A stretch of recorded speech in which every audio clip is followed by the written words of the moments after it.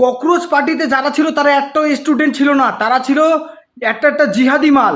হ্যাঁ, তারা ছিল একটা জিহাদি মাল। তারা জোর করে মানে এই শিক্ষামন্ত্রীকে পদত্যাগ করালো। তারা এখন একজন স্টুডেন্ট ছিল না, যারা আন্দোলনটা চালিয়েছে, যারা আন্দোলনটা করেছে, সব একটা জিহাদি মাল। সব কটা জিহাদি জিহাদি জিহাদি। তারা ওখানে জিহাদ করতে এসেছিল, তারা ওখানে ওটাকে জিহাদের ময়দান বানিয়ে দিয়েছে। এই কথাগুলো বলছে একটা রাজনৈতিক দলের লোকজন। তো আপনাদেরকে বলে রাখি, এই 3 দিন হলো তো এই কথাটাকে আপনারা পেয়েছেন, জিহাদি জিহাদি জিহাদ। তো এই জিহাদ কথাটা কোথার থেকে এসছে জানেন? জিহাদের আসল এই কথাটার মানেটা বোঝেন? ক্ষান্ত গোবর।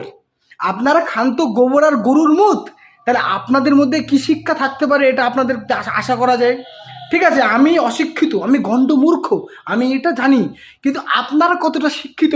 মানে যে জিহাদ জিহাদ করে চেল্লাচ্ছেন, একটা ধর্মীয় ব্যাপারটাকে আপনারা আঘাত করছেন, সেই ধর্মের লোকগুলোকে আপনারা টার্গেট করে বলছেন যে এরা জিহাদ করতে এসে, এরা হলো জিহাদি মাল। তো ধর্ম করে আর রাজনীতি কদিন চালাবেন? মানে ধর্ম করে ব্যাপারটা, ধর্ম ওর ধর্ম এর ধর্ম, ঠেলাঠেলি গুতি করে আর কতদিন রাজনৈতিক দলকে বাঁচিয়ে নিয়ে যাবেন? একদিন তো সময়টা সীমিত হয়ে আসবে। আর যারা এই জিহাদ করে ভাই চেল্লাচ্ছে, এটা হলো ওদের পয়েন্ট। এই পয়েন্টে যদি না কথা বলে, তাহলে কি পয়েন্টে কথা বলবি? যে স্টুডেন্টদের পয়েন্টে তো কথা বললে তো হবে না, তার কারণ ওরা তো দলে অনেক বড়, অনেক ভারী, ওরা ব্যাপারটাকে পুরো উল্টে দিতে পারে। ওরা যদি ভোট না দেয় পরে, তাহলে ব্যাপারটাকে উল্টে দিতে পারে।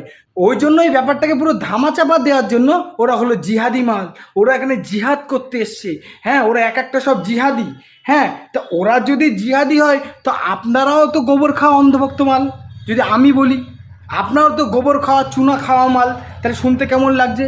তাহলে ওদেরকে যেরকম আপনারা বলছেন তোরা জিহাদি জিহাদি, এখানে জিহাদ করতে এসিস, দেখান তো কজন ওখানে জিহাদি মাল ছিল। তাহলে সবাই কি তাহলে ওখানে জিহাদি মাল ছিল? স্টুডেন্ট তাহলে কেউ ছিল না? কেউ ছিল না? তাহলে জিহাদি মালগুলোকে এভাবে ছেড়ে দিলেন কেন? খুব তো লাঠি চার্জ করলেন, প্রশাসন লাগিয়ে দিলেন, এই করলেন সেই করলেন, হ্যাঁ, কিছু করতে পারলেন? সেই তো শিক্ষামন্ত্রীকে লাস্টে অবশেষে পদত্যাগ করতে হলো। তা জিহাদি জিহাদি করে চিল্লাবেন না, গণ্ডমূর্খ, অশিক্ষিত, চুনা খাওয়া গোবর খাওয়া মালগুলো। আপনাদেরকে বলে রাখি যে আগে জিহাদের মানে জেনে আসুন, সঠিক জায়গা থেকে কিন্তু জানবেন।